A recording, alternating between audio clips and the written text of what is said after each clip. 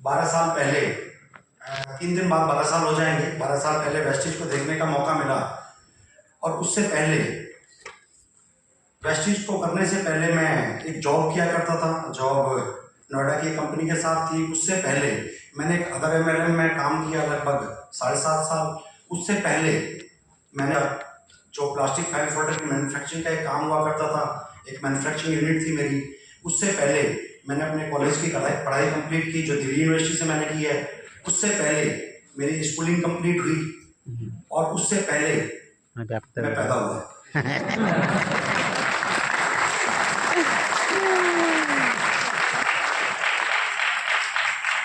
अच्छा, मुझे एक बात बताओ, आप हंसे क्यों?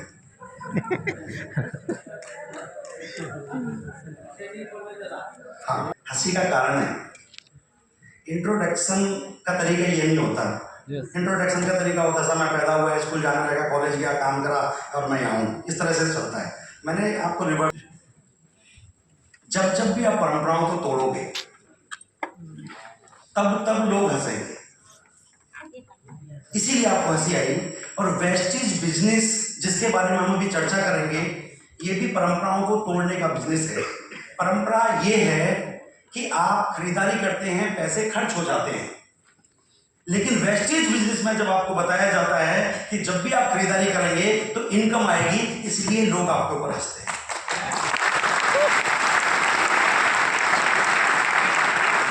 क्योंकि ऐसा होता नहीं है, और आप ऐसा बताते हैं, इसलिए लोग हंसते हैं। तो टेंशन मत लो, जब जब भी कुछ बदलाव होगा, जब जब भी कुछ नया होगा, लोग हंसेंगे। मैं पैदा हुआ, पैदा होने का जो मेरा जन्म स्थान है वो यूपी का एक डिस्ट्रिक्ट है, यहाँ से बड़ा नजदीक बुलंदशहर। बुलंदशहर के पास एक गांव है, और शुरू की पढ़ाई मेरी गांव में ही हुई।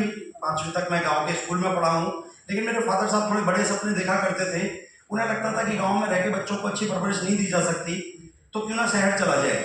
वहाँ से नज़दीकी शहर दिल्ली होता है, लगभग 70-75 किलोमीटर की दूरी है। वो दिल्ली आ गए। दिल्ली आके उन्होंने काम ढूंढा। उनकी क्वालिफिकेशन कोई ज़्यादा नहीं थी, तो कोई बहुत बड़ा काम तो उन्हें नहीं मिला। एक बिरला मिल हुआ करता था कमला नगर, शक्ति नगर में, घंटाघर के पास। बिरला मिल में उनको एक नौकरी मिली। उन्होंने उस नौकरी को करना शुरू किया, और नौकरी में अपने आप को थोड़ा सेटल किया। उसके बाद धीरे धीरे करके परिवार को शिफ्ट करना शुरू किया दिल्ली। धीरे धीरे करके परिवार को दिल्ली शिफ्ट किया, और मैं भी दिल्ली आया। मेरा फिर एडमिशन सरकारी स्कूल में कराया गया, और मुझे कहा गया कि पढ़ो। तो मैंने पढ़ना शुरू किया दिल्ली के सरकारी स्कूल में। गांव से आके दिल्ली के सरकारी स्कूल में पढ़ना थोड़ा सा टफ था, गांव के माहौल से निकल के आना। तो मेरा मन नहीं लगता था पढ़ाई में। मैं कई बार स्कूल नहीं जाता था, लेकिन प्रेशर होता था कि ध्यान से पढ़ो तभी नौकरी मिलेगी। लॉजिक ये दिया जाता था कि तभी नौकरी मिलेगी। और मैं अपने फादर को नौकरी करते हुए देखता था। उनकी तबीयत खराब होती थी, कई बार परेशानी होती थी, कई बार बीमारी होती थी, तब भी वो टिफिन उठा के ड्यूटी जाया करते थे। मौसम खराब है तब भी टिफिन उठा के वो ड्यूटी जाया करते थे। मैं कई बार उनसे कहता भी था, मैंने कहा पिताजी आज छुट्टी कर लो, आपकी तबीयत ठीक नहीं है, मौसम भी ठीक नहीं है। तो वो एक बात बोला करते थे कि बेटा छुट्टी तो कर लूं, लेकिन ये प्राइवेट नौकरी है, अगर छुट्टी कर ली तो आज तनख्वाह के पैसे काटे जाएंगे, और फिर घर का खर्चा चलाने में प्रॉब्लम आएगी। और वो जाते थे, और मुझ पे दबाव ये था कि तुम मेहनत करके पढ़ो तभी तुम्हें नौकरी मिलेगी।